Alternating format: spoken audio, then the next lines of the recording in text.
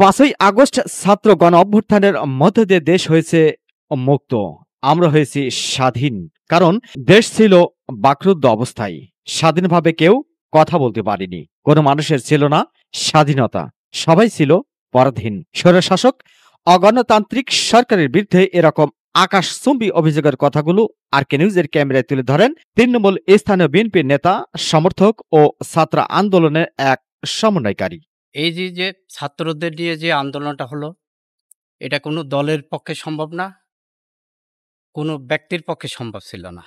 এই সাধারণ ছাত্র এবং জনসাধারণ মিলে সর্বদলীয় সবাইকে সহযোগিতা করে এই কুখ্যাত সন্ত্রাসী অগণতান্ত্রিক সরকার উৎখাত করেছে এবং দেশকে একটি দুর্নীতিবাজ সরকারের হাত থেকে রক্ষা করেছে এবং তাদেরকে ধন্যবাদ জানাচ্ছি। অনেক রক্ত, অনেক জীবনের বিনিময়ে তারা এই দেশকে নতুন করে স্বাধীনতা অর্জন করেছে। তাদের আত্মার মাগফিরাত কামনা করি এবং যারা অসুস্থ হয়েছে তাদেরকে সুস্থতা কামনা করি।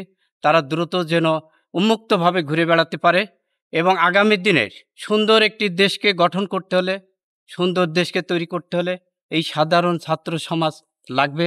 যে বিষয় নিয়ে তারা আন্দোলন করেছে এটার প্রতি আমরা শ্রদ্ধা রাখি এবং স্মরণ করি। তারা যেন এগিয়ে যায়, তাদের সার্বিক সহযোগিতা আমরা করব। আমাদের অভিভাবকরা, শিক্ষক, ছাত্র সমাজ, সর্বশ্রেণীর লোকজন এই ছাত্রদেরকে সহযোগিতা করার জন্য অপর থেকেও নির্দেশ দিয়েছে। আমরাও সার্বিকভাবে সহযোগিতা করব এবং সবাই মিলে সহযোগিতা করলে একটি সুন্দর বাংলাদেশ গড়তে সক্ষম হবে ইনশাল্লাহ।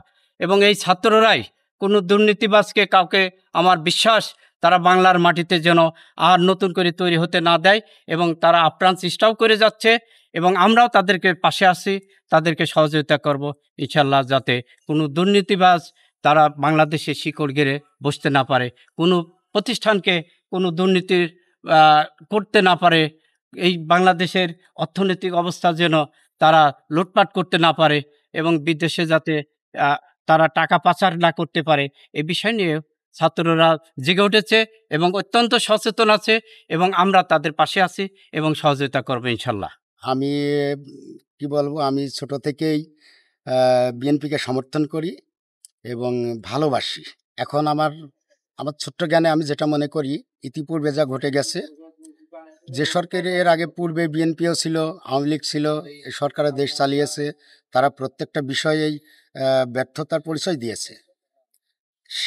সেই ব্যর্থতা থেকে কাটিয়ে ওঠার জন্যে বর্তমান যে ছাত্র সমাজ আন্দোলন করে যে পরিবেশে দাঁড় করিয়েছে, আমাদের সকলকেই মনে রাখতে হবে যে আমরা যদি অন্যায় করি, দুর্নীতি করি, তাহলে আমরা কেউই টিকে থাকতে পারবো না।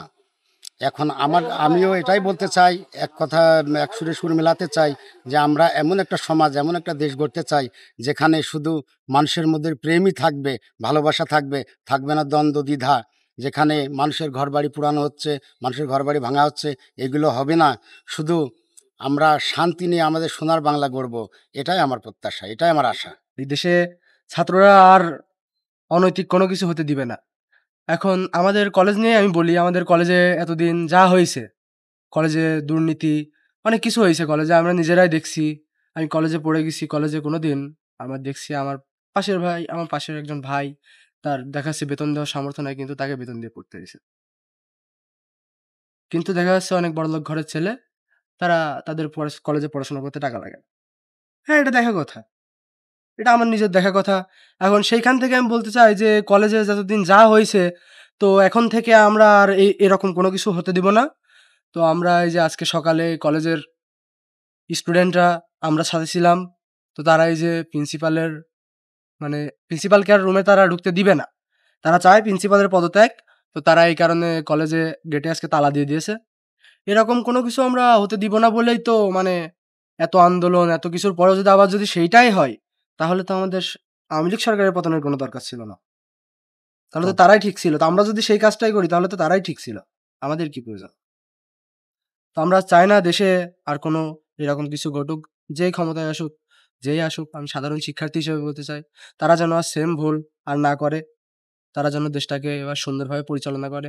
যে কাজগুলা করে গেছে সেই কাজগুলা যদি আবার পরবর্তী যারা আসবে তারা যদি আবার করে, তাহলে তো তার আর এদের মধ্যে কোনো পার্থক্য থাকলো না। তাহলে সরকার পতনের দরকার ছিল কি?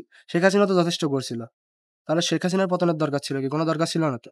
তারা বলেন আর কোনো অনিয়মতান্ত্রিক সরকার যেন এই দেশে না আসে। এদেশ হবে শান্তির স্থান, থাকবে না কোনো হানাহানি, থাকবে না কোনো মারামারি। আমরা একটি দুর্নীতিমুক্ত দেশ চাই। Mohammad Rafiq, RK News 24।